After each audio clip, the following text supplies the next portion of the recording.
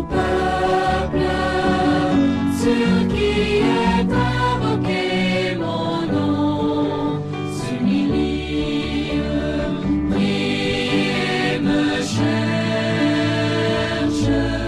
Si mon peuple, sur qui est invoqué mon nom, se détourne de ses mauvaises voies, je l'exaucerai des cieux, je l'exaucerai des cieux, j'effacerai son péché et son pays je guérirai.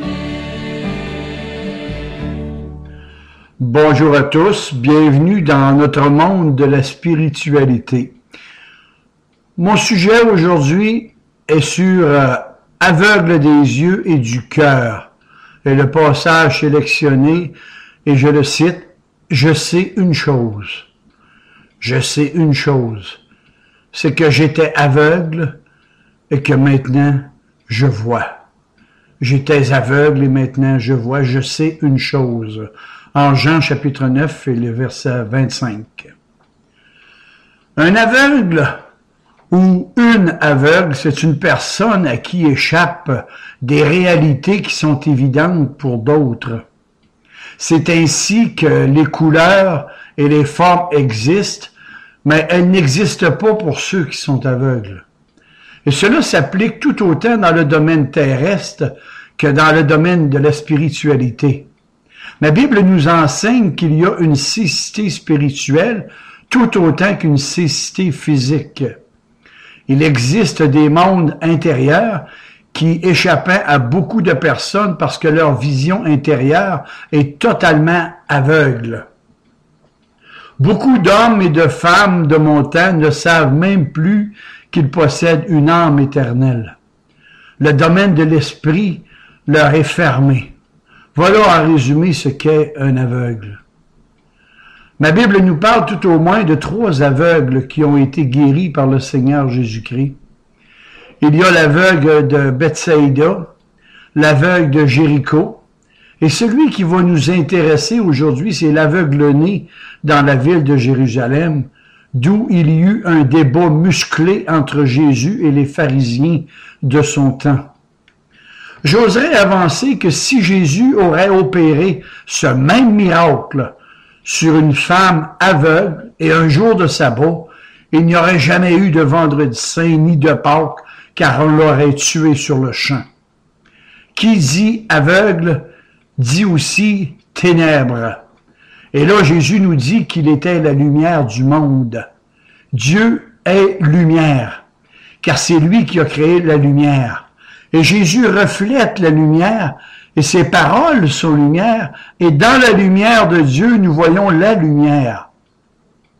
Nous sommes éclairés par sa lumière, nous sommes des enfants de lumière, et nous sommes appelés à être la lumière de Dieu sur la terre, car nous marchons dans la lumière. Et en ce qui concerne les ténèbres, ils ont été créés par Dieu, ont été séparés de la lumière, et cela implique évidemment le côté spirituel, car la voie des méchants sont ténèbres. Ma Bible dit que vivre dans le péché, c'est marcher dans les ténèbres. Et la parole de Dieu, c'est de dissiper nos ténèbres spirituelles, car Jésus est venu comme étant la lumière du monde. Et pour ma part, je vous dirais que la Bible est le seul livre de l'univers qui a séché le plus de larmes, qui a éclairé le plus de conscience. Ce livre a apaisé le plus de remords et régénéré le plus de cœur. Le croyez-vous? Voyons l'aveugle de Jérusalem. Avec les disciples du Seigneur, nous allons nous poser une deuxième question, extrêmement délicate. Ils ont dit en parlant de celui de Jérusalem, « Seigneur, pourquoi cet homme est aveugle? » Et ils sont allés encore plus loin. Ils ont eu l'audace de lui demander, « Rabbi, est-ce à cause de ses propres péchés ou à cause du péché de ses parents? » Vous savez, si la question m'aurait été posée, j'avoue que j'aurais été bien embarrassé pour répondre. Je sais une chose, c'est que ma réponse n'aurait pas été celle de Jésus-Christ, car ses réponses ont toujours été prodigieuses et surnaturelles. Moi, j'aurais peut-être répondu, c'est peut-être de sa faute, c'est peut-être celle de ses parents, ou c'est peut-être celle des deux. Et pour expliquer que cela pouvait être de sa faute, j'aurais utilisé comme par exemple le cas de Samson, l'homme le plus fort de son temps. Mais il faut le dire aussi, Samson était maladroit, gauche et stupide, tout comme nous d'ailleurs. C'était un homme qui a joué avec le péché. Il a cru manipuler le péché. Il se croyait immunisé face au péché. Il jonglait, pour ainsi dire, avec des bâtons de dynamite, et un jour, ça lui a explosé en pleine face, et on a eu les yeux crevés. Et c'est toujours ce qui arrive lorsqu'on s'amuse avec la bombe du péché. C'était de sa faute à lui, pas celle de ses parents. Et s'il y avait quelqu'un à blâmer, ce n'était que lui-même. Vous savez sans doute que ces hommes de Dieu n'étaient pas différents de nous. Ces hommes de la Bible, ces hommes de Dieu de la Bible, c'étaient des hommes et des femmes de la même nature que nous. Et l'apôtre Pierre serait une référence pour les gaffes et les maladresses que je vous laisse découvrir, car ce n'est pas mon sujet. Cela me rappelle que lorsque je travaillais dans un hôpital de compagnie à Port-Cartier, 4 jeunes étaient éclopés, dont un était mort à la suite d'un accident de voiture. C'était de leur faute, la témérité, l'inconscience, le goût du risque, la boisson, la drogue et l'excitation de la vitesse les avaient amenés là. Alors qu'avec un peu de gros bon sens et de prudence, ils auraient pu éviter tout cela. Pensez-y un peu. Toute une vie à regretter un instant de folie.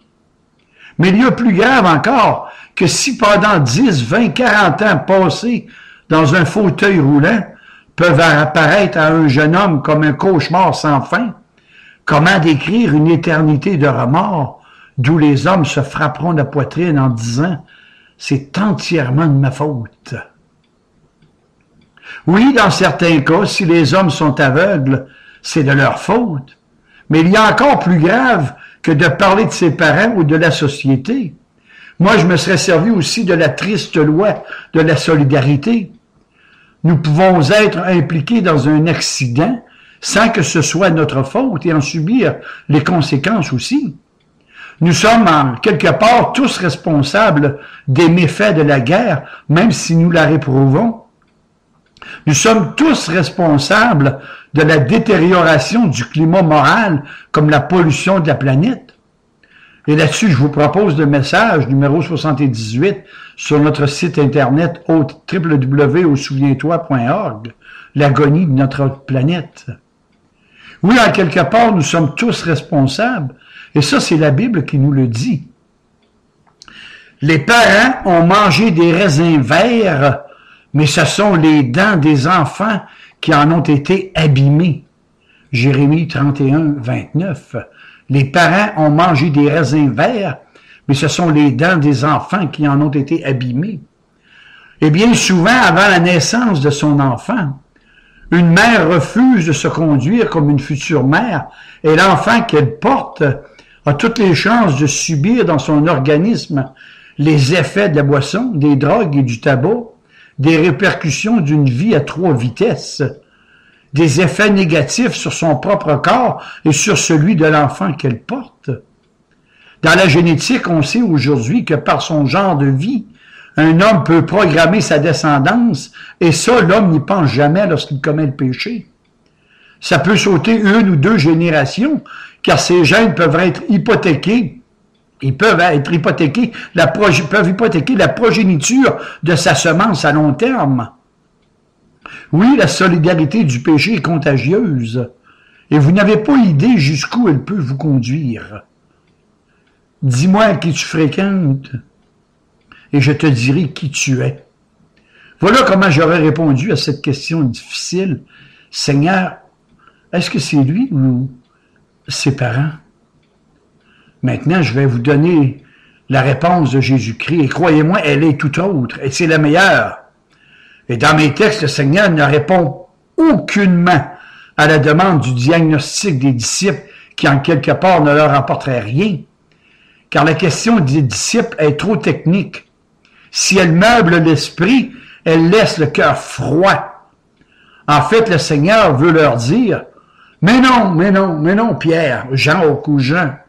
Le cas de cet aveugle n'est pas répertorié à la page 462, alinéa 71, tome 7 de l'encyclopédie médicale.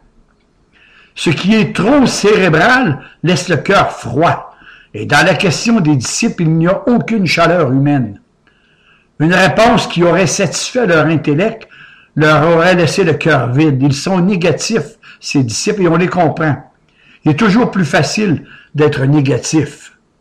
D'ailleurs, jugez de ce que je vais dire. Si un jour vous vous trouvez en groupe et que la conversation est au point mort, qu'il y a trop de silence, il vous suffit de parler sur le compte d'une personne qui est absente et vous allez voir que la conversation va repartir de plus belle. C'est toujours simple d'être négatif, mais le Seigneur veut du constructif.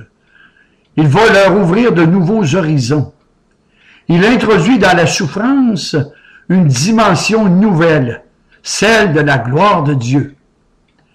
Mais Jésus regarde vers l'avenir et il leur dit, ce n'est pas que lui ou ses parents qui ont péché, mais c'est afin que la gloire de Dieu soit manifestée en lui. Et cette phrase, sous une autre forme, Jésus la redira à l'occasion de la résurrection de Lazare. En fait, la souffrance, la maladie et la mort vont tourner à la gloire de Dieu. Et chers amis, sur ce sujet, je vous propose le sermon 45, la résurrection et la vie sur YouTube ou encore sur notre site internet www.osouviens-toi.org. Cette réponse de Jésus va bousculer toutes les idées, toutes les philosophies traditionnelles qu'avaient reçues jusqu'à ce jour les disciples. Mais dans mon texte, Jésus nous montre que là même où il y aurait eu péché, Dieu peut tirer du mal quelque chose pour sa gloire. Le croyez-vous? Jugez de ce que je vais vous dire encore. Qu'a fait Dieu avec votre cœur qui était entièrement plein de souillure, de la saleté de vos péchés? Il l'a purifié. Il vous a donné un cœur de chair à la place de votre cœur de pierre. Il se sert, pour ainsi dire, d'une pourriture comme vous pour parfumer son ciel. Dites-moi, est-ce que les disciples, avec leur bonne santé, ont glorifié une seule fois le Seigneur? Est-ce que notre société d'abondance est à la gloire de Dieu? La prospérité de notre monde occidental est-elle un hommage au Créateur? Est-ce que la beauté physique d'une Miss Monde ou la voix sublime d'une Céline Dion magnifie le Dieu du ciel? Et dans la plupart des cas, poser la question, c'est y répondre. Lazare aurait-il glorifié le Seigneur s'il n'avait pas passé par la souffrance et la mort? Et cet aveugle de Jérusalem serait-il revenu aux pieds du Seigneur pour lui rendre gloire s'il n'avait pas été aveugle? Voyez-vous, si tous nos petits malheurs étaient livrés entre les mains de Jésus-Christ, celui-ci pourrait les remodeler et les refaire à sa gloire. Est-ce que vous le croyez? Saviez-vous que la mort elle-même peut servir à la gloire de Dieu? Reprenez l'histoire de Samson dont je vous ai parlé. Toute une vie de médiocrité, de gaffe, de stupidité a été surplantée par une mort victorieuse, car ce n'est que dans sa mort que Samson a glorifié Dieu. Maintenant, nous allons nous poser une troisième question. Pourquoi tant d'hommes sont spirituellement aveugles? Et là, il y a plusieurs éléments de réponse, car la Bible, parce qu'elle est la parole de Dieu, donne des réponses qu'elle pose. Il est écrit que si notre évangile est encore voilé, il est voilé pour ceux qui périssent, pour les incrédules dont le Dieu de ce siècle, c'est-à-dire que Satan a aveuglé leur intelligence, pour qu'ils ne puissent pas voir briller la splendeur de la gloire de Christ, qui est l'image du Dieu invisible et éternel. Mais qu'est-ce que ce texte veut nous dire? Il veut nous dire que dans ce monde, il y a un mystère d'iniquité. La Bible nous révèle qu'à l'origine, il y avait un ennemi qui s'est attaqué au premier couple humain en lui faisant miroiter les plus hautes destinées. Vous serez égal à Dieu, dit le serpent assez ancien. Vous serez égal à Dieu. Alors qu'il ne connaissait pas la souffrance, alors qu'il ne connaissait que la paix, la joie, le bonheur absolu, afin que tout ce à quoi nous avons désiré sur la terre. Il leur a insinué que Dieu n'était pas un Dieu d'amour, mais qu'il leur cachait quelque chose. Puis il leur a dit, et retenez bien ces paroles, vos yeux s'ouvriront. Autrement dit, Satan leur a suggéré, vous êtes aveugles car il y a des choses que vous ne voyez pas et Dieu vous les a cachées. Et ils ont cru à la parole de l'ennemi au lieu de croire la parole de Dieu. Nous savons ce qui est arrivé par la suite. Ils ont vu certaines choses qu'ils auraient dû ne jamais voir.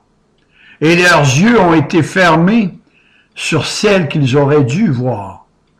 C'est-à-dire qu'un bandeau a été mis sur leur œil intérieur. Un voile opaque est tombé entre eux et le Seigneur, et le résultat a été que l'homme est devenu comme un aveugle qui tâtonne et qui ne sait plus où il va. Et c'est tellement vrai ce que je vous dis, que lorsque Dieu a rendu la première visite à Adam et Ève après sa chute, il a dit, « Où es-tu? Où es-tu? » Ce n'est pas parce que Dieu ne le savait pas, mais plutôt parce qu'Adam ne le savait pas. Et depuis ce temps, l'homme ne sait d'où il vient, ni de ce qu'il est, et ni où il va. Et je vous dis, moi, qu'en dehors de la révélation de la parole de Dieu, l'homme ne sait rien. Il ne peut rien saisir, ni rien comprendre, et rien expliquer de ce qu'est Dieu. Il ne connaît rien de l'avenir, ni des âmes, ni de l'au-delà, parce qu'il y a un voile sur son œil intérieur. Et la Bible nous apprend que tous les hommes naissent avec ce voile qui s'interpose entre eux et Dieu. Est-ce que vous me suivez jusqu'ici? Restez avec moi parce que le meilleur s'en vient. Et je vous le donne sans rien de retour. Autrefois, aujourd'hui comme autrefois, le Sauveur veut se faire connaître, se révéler à vous. Mais il y a toujours ce voile opaque dans votre cœur qui s'interpose et qui vous empêche de voir ces choses spirituelles du Seigneur. En fait, il vous faut dire comme les Grecs qui sont venus voir Philippe et lui ont demandé avec acharnement. Nous voudrions voir Jésus, disaient les Grecs. Nous voudrions voir Jésus. Jean 12, 20. Intéressant de lire dans le même chapitre. Il a aveuglé leurs yeux et il a endurci leur cœur, de peur qu'ils ne voient de leurs yeux, qu'ils ne comprennent du cœur, qu'ils se convertissent et que je ne les guérisse. Et l'autre raison de notre aveuglement est que lorsqu'un organe n'est pas employé, celui-ci s'atrophie. Si un œil n'est pas utilisé, il devient aveugle. Aveugle. La Bible dit sur certains hommes, vous regarderez de vos yeux et vous ne pouvez pas voir. Vous regarderez de vos yeux et vous ne pouvez pas voir. Et s'étant obstiné à ne pas voir, ce qui parfois, en évidence, crève les yeux, c'est là, ils en sont arrivés à en avoir les yeux crevés. Des aveugles spirituels. Il ne voit plus, enfin, c'est ce qui est arrivé aux homosexuels de Sodome et Gomorrhe. Cet affreux péché qui, de nos jours, on tente de le banaliser, de le minimiser, comme si c'était un défaut de la nature humaine. Et pourtant, la parole de Dieu le place au nombre des pires actions de la dépravation totale humaine. Ça vient pas de moi, ça. Non seulement ils ont appelé le mal bien, mais de mon temps, ils sont jusqu'à légaliser le mal. Et laissez-moi vous dire que légaliser une abomination, celle-ci demeurera toujours une abomination aux yeux du grand législateur de l'univers.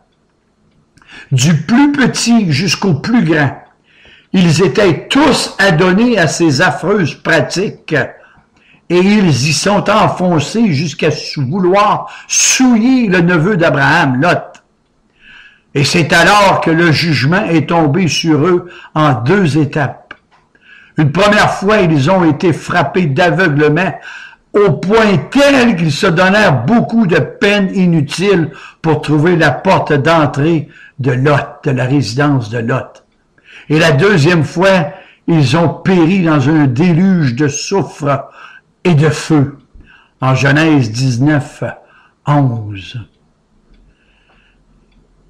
Mes amis, saviez-vous qu'il y a aujourd'hui des millions de gens qui ne voient plus?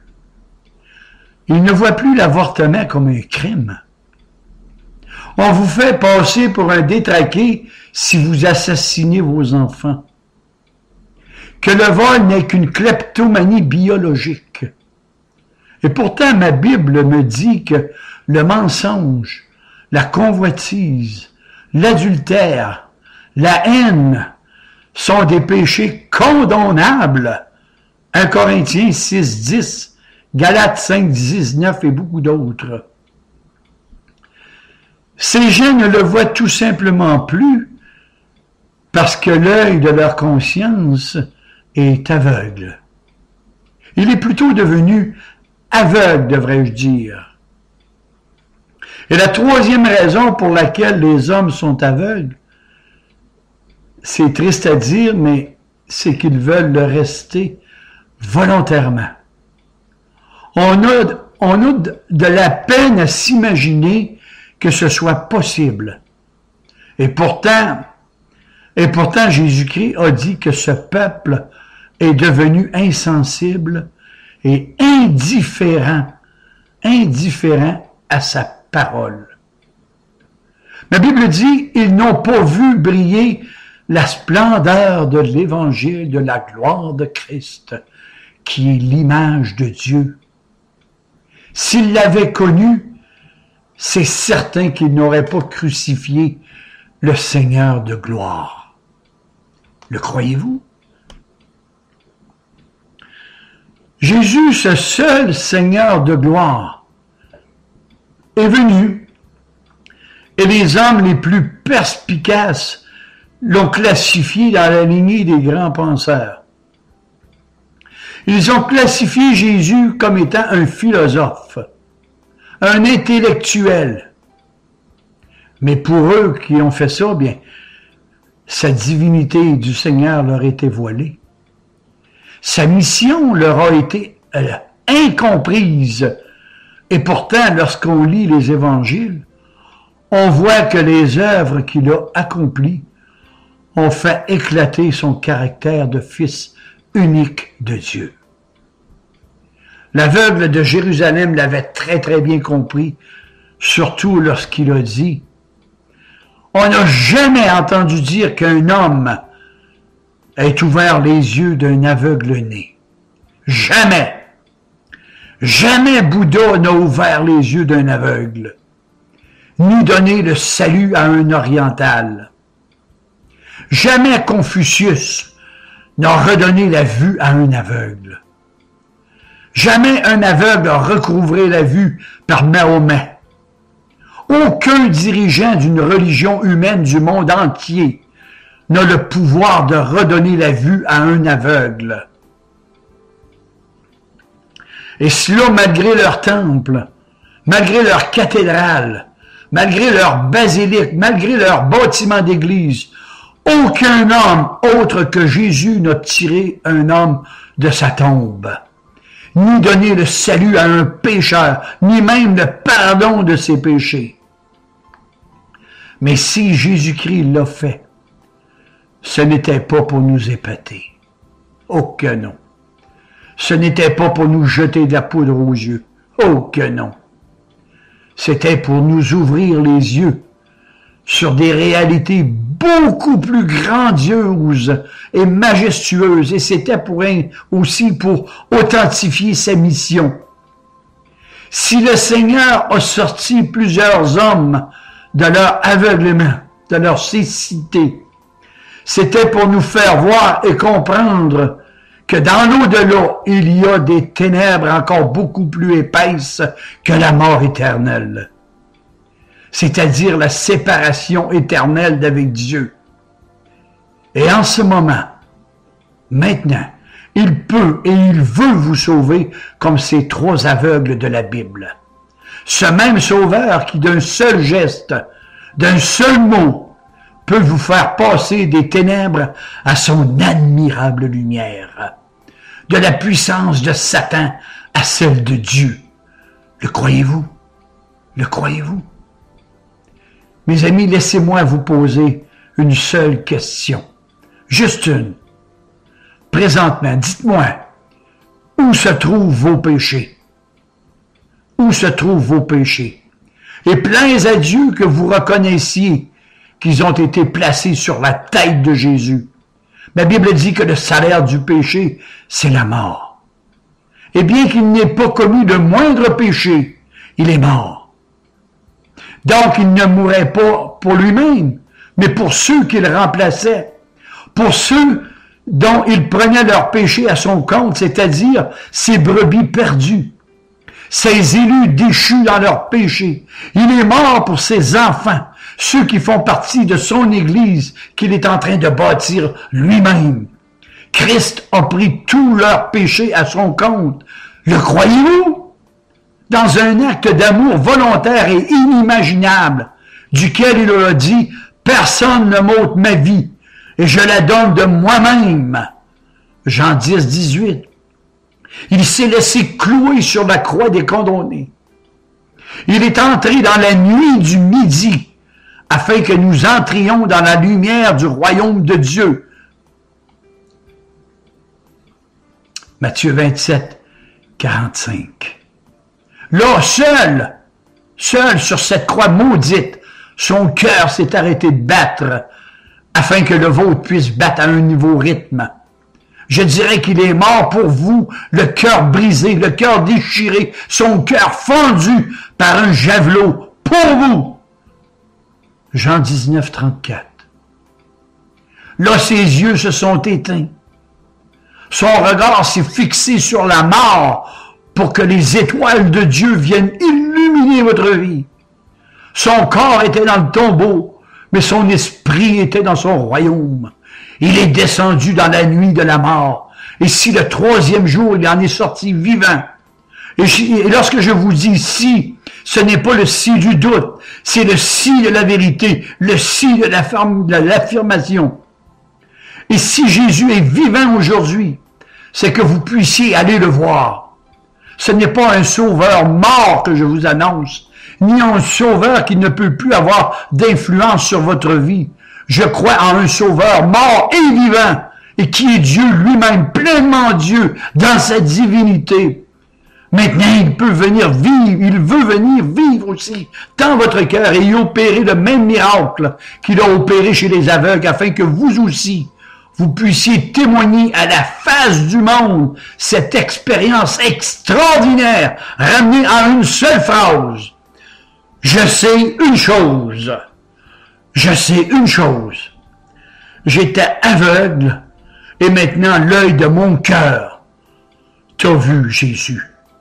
Je sais une chose. J'étais aveugle et maintenant l'œil de mon cœur t'a vu, Seigneur. Le croyez-vous de tout votre cœur maintenant? Amen et Amen. Et que le Seigneur ouvre les yeux de votre cœur.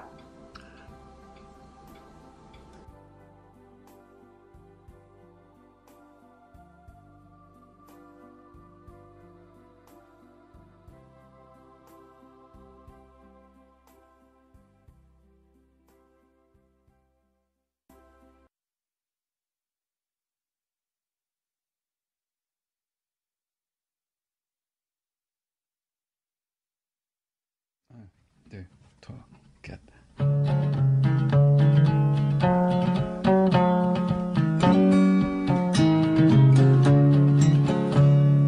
Quand un jour je quitterai ce monde, je m'envolerai sans regret pour ma vie vagabonde, je m'envolerai. Je m'envolerai vers le soleil, je m'envolerai. Quand mon tour viendra d'aller voir les anges, je m'envolerai. Quand je serai au bout de ma route, je m'envolerai. Pour quitter cette terre et tous ses doutes, je m'envolerai. Je m'envolerai vers le soleil, je m'envolerai. Quand mon tour viendra d'aller voir les anges, je m'envolerai. Enfin libéré de mes chaînes, je m'envolerai. Pour un monde où il n'y a pas de haine, je m'envolerai. Je m'envolerai vers le soleil, je m'envolerai. Quand mon tour viendra d'aller voir les anges, je m'envolerai.